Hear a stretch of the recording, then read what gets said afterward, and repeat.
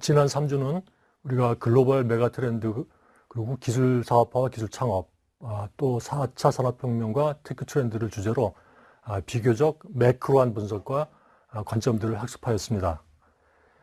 이번 주자부터는 각 요소 기술에 대하여 분석 학습하는 시간입니다. 앞으로 7주차에 걸쳐서 미래사회 메가 트렌드 혹은 4차 산업혁명의 주요 요소 기술들에 대하여 각 기술당 1주차씩 공부하도록 하겠습니다. 우리가 강의의 구성은 기술에 따라 약간씩 다를 수도 있지만 크게 세 가지로, 첫 번째로 기술에 대한 특성과 개념, 두 번째는 관련 기술 트렌드와 미래 전략, 세 번째로는 기술의 활용과 비즈니스 모델, 이런 부분을 각 차시에 커버하도록 합니다. 자, 이번 학기 과정에서 앞으로 7주간 온라인 수업으로 다룰 7가지 기술, 즉 테크놀로지 트렌드에 대해서 제가 한번 운을 앞에 띄울 테니까 한번 생각을 해보시죠. 자, 첫 번째, 인간이 아닌 존재에게 부여하는 인간의 지식을 갖게 하는, 뭐랄까요? 자, 인공지능 기술이죠. Artificial Intelligence. 그리고 두 번째는 크고 다양한 데이터에서 필요한 정보를 지혜로 만드는 빅데이터 기술. 그죠? 세 번째는 반복적이고 위험하고 인간보다 더 효율적으로 일하게 하는 로봇 기술. 그죠? 자, 네 번째는 우리가 운전하지 않고 즐기고 쉬게 하는 무인자동차 기술. 있겠죠? 5번은 또 인간과 사물 또는 사물 간 서로 소통하는 사물 인터넷 기술, IoT라고 그러죠.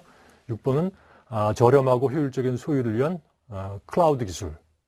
그리고 7번째는 우리가 실감나는 상상을 현실로 만드는, 그렇죠, 가상현실 기술입니다. 이 7가지 기술 중에서 커버하지 못한 다른 기술들, 즉 예를 들면 블록체인, 또 핀테크 기술 등 이런 거는 저희가 오프라인 수업이나 추후에 전문가를 초청해서 하는 특강으로 학습하도록 할 예정입니다.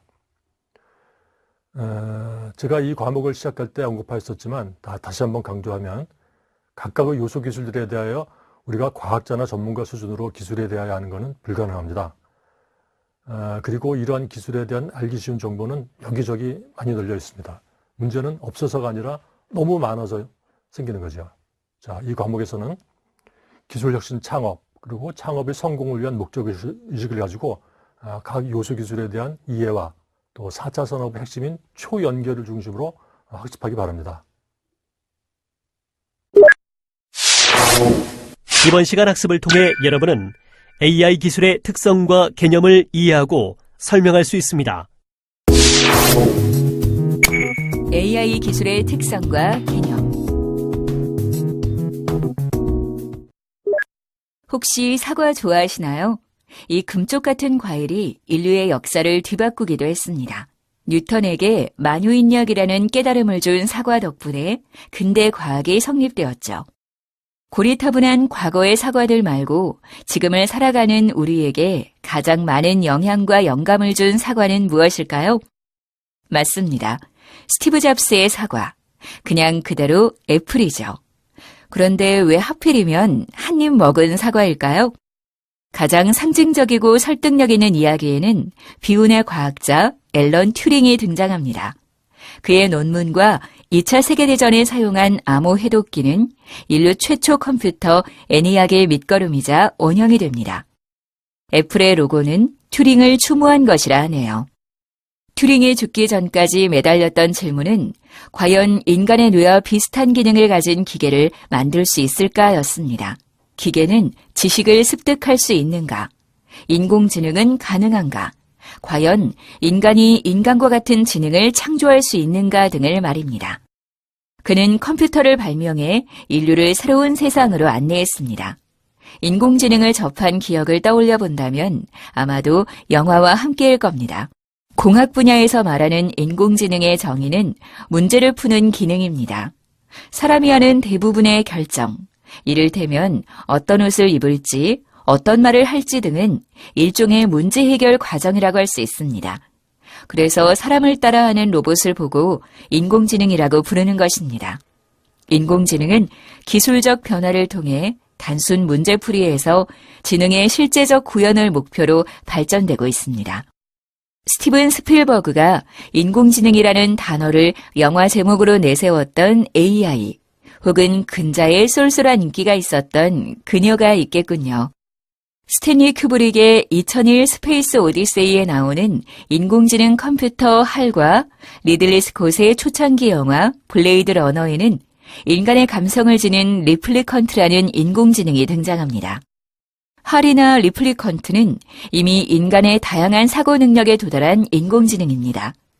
어찌 보면 인간보다 우위라할 수 있는데 당연히 기계인이 내구성이 있겠고 컴퓨터인이 계산 능력도 월등합니다. 이러한 인공지능을 강인공지능이라 합니다. 앞서 소개한 영화 그녀에서 주인공과 사랑을 나누는 인공지능 사만다도 이 부류에 속합니다. 약인공지능은 어느 특정 분야에서만 능력을 발휘하는 인공지능입니다. 바둑을 잘 두는, 아니 바둑만 둘 줄 아는 알파고는 이에 해당하죠. 인공지능의 현주소는 약인공지능입니다. 인간이 주입한 좁은 분야의 지식을 인지하고 학습함으로써 특정 용도에 대하여 판단하는 인공지능입니다. 인간이 제공한 지식을 바탕으로 한다 하지만 요사이 인공지능이 보여주는 탁월함과 기발함은 지식의 신세계라 할 만합니다. 이미 상당한 분야에서 우수한 약인공지능들이 활약하고 있습니다.